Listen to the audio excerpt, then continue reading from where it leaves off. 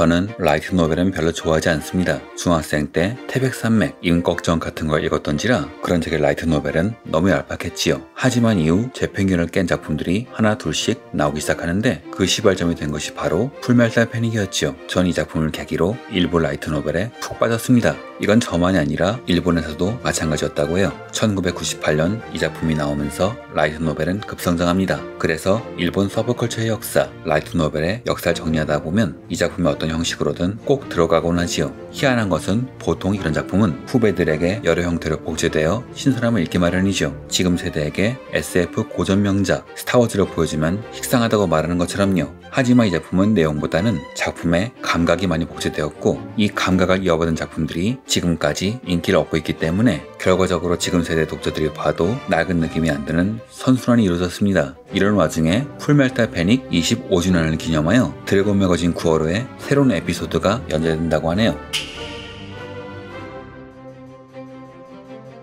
시기는 본편으로부터 약 20년 뒤로 소스케와 카나메의 나이는 38세, 이 38세의 부부가 일군 가족이 작품의 테마라고 합니다. 이 작품은 진지한 분위기의 에피소드, 그리고 개그 중심의 에피소드로 나뉘며 그에 따라 타이틀 표기가 확 바뀌는 작품인데 이번 이야기는 기본적으로 개그 중심이지만 후무투 같은 완벽한 개그는 아니라고 하네요. 아마 두 가지 형태가 섞이는 것 같습니다. 등장인물은 사가라 소스케, 사가라 카나메 부부. 더 이상 소스케가 치돌이라 부를 일은 없겠군요. 이 부부는 오미야에 단독주택을 갖고 있는데 소스케가 미스릴에서 받던 급여가 꽤 높았다고 하니 가능한 일이겠죠. 그리고 이 두 사람에게는 2명의 아이가 있다고 합니다. CD를 수통 대형이라고 말하던 애가 아이가 둘이라 카나메의 고생이 보통이 아니었겠네요. 장녀인 나미가 고등학생이라고 하니 아마 20대 중반에 낳은 것 같습니다. 이름은 소스케가 치도리를 찾으려고 하던 시절 그를 돌봐준 소녀 나미에서 따온 것이죠. 한때 소스케는 카나메를 찾는 것을 포기하고 나미와 함께 살 것을 고민했을 정도로 그녀는 소스케 인생에 지대한 영향을 준 소녀인데 보통 그런 사람의 이름을 따르게 붙이나요? 책을 읽는 것을 좋아하는 조용한 성격의 소녀라고 하지만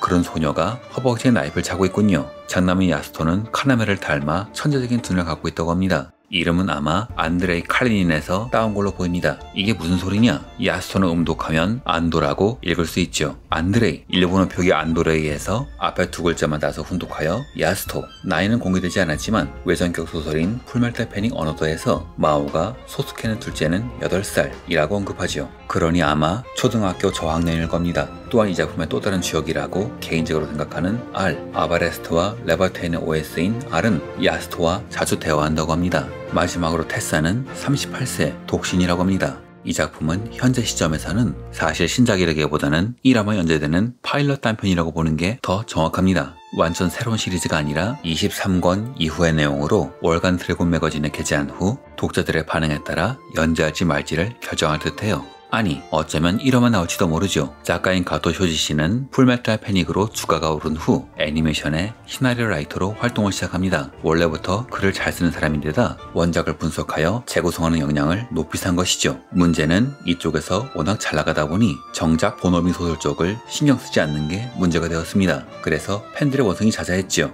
팬들은 테사의 후일담 등을 기대하고 있었는데 일단 본편이 완결된 풀메탈 패닉은 둘째치고 또 하나의 히트작 아마기 브릴리언트 파크는 아예 쓰다만 상황이었으니까요. 하지만 실력은 확실한 데다 풀메탈 패닉의 팬들도 많아서 이번 연재는 꽤 큰 환영을 받고 있습니다. 이번 작품은 이외로 여러가지 의미를 갖고 있습니다. 최근 슬레이어즈의 칸자카 하지메, 스즈미야 하루이의 타니과 나가루 등이 오랜 공백을 깨고 예전 히트작의 속편을 집필하고 있죠. 가토 쇼지 씨의 이번 단편 어쩌면 본격적인 속편으로 이어지지 않을까요? 최근 일본에서 슬레이어즈 등으로 라이트 노벨을 보던 1세대 독자 그리고 스즈미야 하루이 등으로 라이트 노벨을 뛰어든 2세대 독자들을 위한 기획이 나름대로의 성공을 거두고 있죠. 이런 상황에서 이쪽 업계의 끝판왕격인 풀메탈 패닉의 신작은 이런 추억 마케팅의 정수가 아닐까 합니다. 원래 라이트 노벨에서 아이를 낳은 히로인은 금기 중에 금기지요. 판매량이 떨어지는 것도 모자라 테러를 당할 테니까요. 하지만 이 내용은 결혼을 넘어 아이들까지 나오는 라이트 노벨에서 거의 찾아볼 수 없는 가족 코미디가 되었습니다. 즉 라이트 노벨의 신작이 아니라 10대 때 풀메탈 패닉을 보면서 성장했던 지금은 나이 든 사람들을 위한 특별 기획이라는 것이죠. 뭐 팬들이 좋아하니 다행이지만요.